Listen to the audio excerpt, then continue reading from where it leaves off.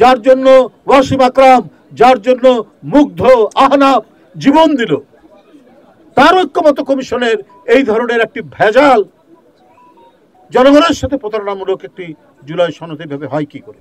আবার মনে হয় সরকার এবং এর সাথে যারা কাজ করছেন কমিশনগুলো এবং রাজনৈতিক দলগুলো জনগণের স্বার্থকে সর্বোচ্চ অগ্রাধিকার দিয়ে কাজ করতে হবে। বহু ধরনের ষড়যন্ত্রকারী চক্রান্তকারীরা নানাভাবে কাজ করছে, নানাভাবে আমাদের অর্জন, এই যে এত আত্মদানের মধ্যে দিয়ে যে অর্জন, বিএনপির প্রায় 450 থেকে 500 লোক মারা গেছে ছাত্র জনতার সাথে, আরো অন্যান্য রাজনৈতিক দল যারা আন্দোলনে ছিল তাদেরও শহীদ হয়েছেন, তারা বিএনপির এত নেতাকর্মী শহীদ হয়েছেন। কিসের জন্য? যে আমরা একটি জনগণের ইচ্ছার একটি রাষ্ট্র করব। 5ই আগস্ট সেই ভয়াবহ রক্ত পিপাসু শেখ হাসিনার পতন। বন্ধুরা আমার, মানুষ চেয়েছে এখন মুক্তভাবে সবকিছু করতে, মানুষ চেয়েছে তার স্বাধীনতার প্রয়োগ করতে, তার অধিকারের প্রয়োগ করতে, কিন্তু সেই অধিকারের যদি প্রয়োগ না হয়, সেই অধিকার যদি মানুষ না পায়, হ্যাঁ শেখ হাসিনার আমলের চাইতে হয়তো মানুষ আমরা কিছুটা স্বাধীনতা ভোগ করছি, কিন্তু সামগ্রিক স্বাধীনতা ভোগ করার বিষয়টি হচ্ছে আগামী নির্বাচন অবাধ সুষ্ঠু হবে কিনা, কোনো কারিগরি হবে কিনা, কোনো ইঞ্জিনিয়ারিং হবে কিনা, এই কথাগুলো তো আসছে। আজকে জুলাই জাতীয় সনদ 2025 স্বাক্ষর হলো। যখন স্বাক্ষর করেছেন সব রাজনৈতিক দল, সেই স্বাক্ষরের যে কাগজটি যেটি চূড়ান্তভাবে জমা দিলেন ঐক্যমত কমিশনের যারা দায়িত্বে আছেন, দেখা গেল যে বিএনপি যেটা স্বাক্ষর করেছে ওই পাতা নেই, অন্য পাতা সেখানে যুক্ত হয়েছে। এটা দুঃখজনক কথা। ডক্টর ইউনূস সাহেবকে সবাই সম্মান করে, তিনি একজন গুণীজন, তার নেতৃত্বে যে সরকার, তাকে তো বিএনপি সহ আন্দোলনরত সব দল তাকে সমর্থন করেছে। তার গঠন করা বিভিন্ন কমিশনের মাঝখান থেকে এই ধরনের প্রতারণামূলক কোনো কাজ হবে এটা মানুষ আশা করে না, মানুষ বিশ্বাস করে না। এবং কতগুলো জিনিস আছে অত্যন্ত যৌক্তিক, আইনসম্মত। এখানে প্রায় 47-48টি জাতীয় জুলাই সনদের মধ্যে ধারা আছে, যে ধারাটি আপনার আইনীকরণ করতে হলে সংবিধান সংশোধন করতে হবে অনেক বিষয়। যেমন ধরুন আমি একটি বলি, দ্বিকক্ষ বিশিষ্ট পার্লামেন্ট।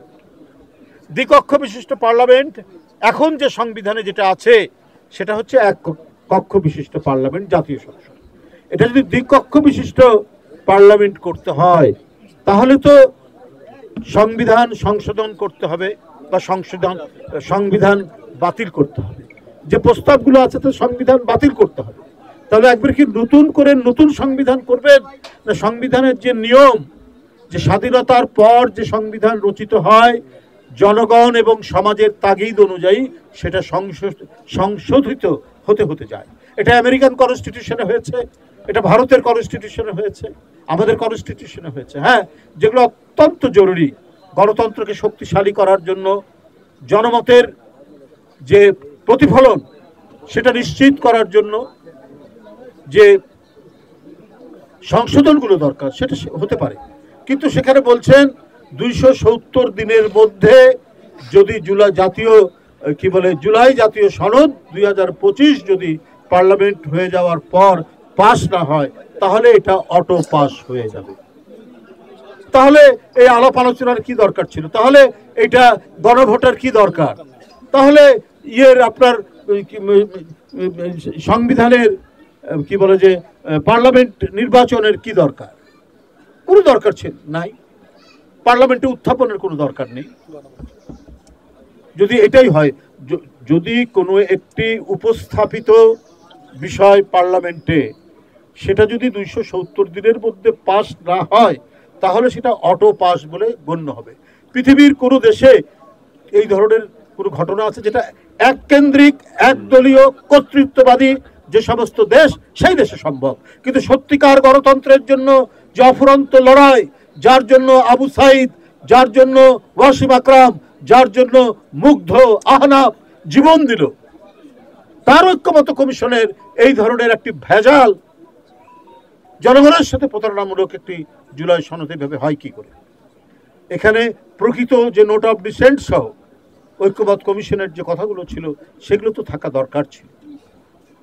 যাই হোক, আমরা নিরাশাবাদী নয়, আমরা হতাশাবাদী না, আমরা আশা রাখতে পারি।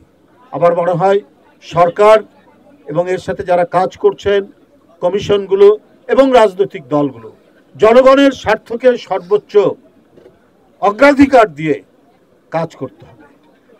আইনি প্রক্রিয়ায় সেটি যাবে, সাংবিধানিক প্রক্রিয়ায় সেটি যাবে। ধারাবাহিকভাবে স্বাধীনতার পর থেকে একের পর এক যেটা সংবিধান যেভাবে সংশোধিত হয়েছে, হ্যাঁ, আওয়ামী লীগ আসলে একদলীয় কর্তৃত্ববাদী শাসন তারা করেন, বাকশাল করেছেন, সমস্ত দল নিষেধ করেছেন, সংবাদপত্র নিষেধ করেছেন।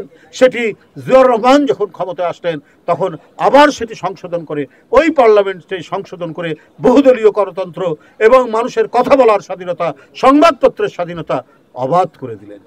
এবং যে সংবিধানের মধ্যে আল্লাহর নাম ছিল না, জিয়াউর রহমান সেখানে আল্লাহর নামও সংযোজন করলেন, বিসমিল্লাহির রহমানির রহিম সংযুক্ত করলেন। সেখানে তিনি এই সংবিধানের মধ্যে আল্লাহর উপর বিশ্বাস এবং আস্থা তিনি এখানে স্থাপন করেছিলেন, যেটি শেখ হাসিনা মুছে দিয়েছে।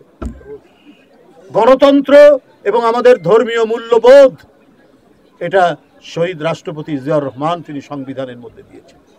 মানুষ এটাকে সর্বান্তকরণে গ্রহণ করেছে। হ্যাঁ, আরও হয়তো আমাদের অনেক কিছু সংশোধন হওয়া দরকার, সনদ এটা হতে পারে, কিন্তু আপনি একেবারে যদি নতুন সংবিধান করতে চান সব কিছু বাতিল করে দিয়ে, সেটা একটা জিনিস।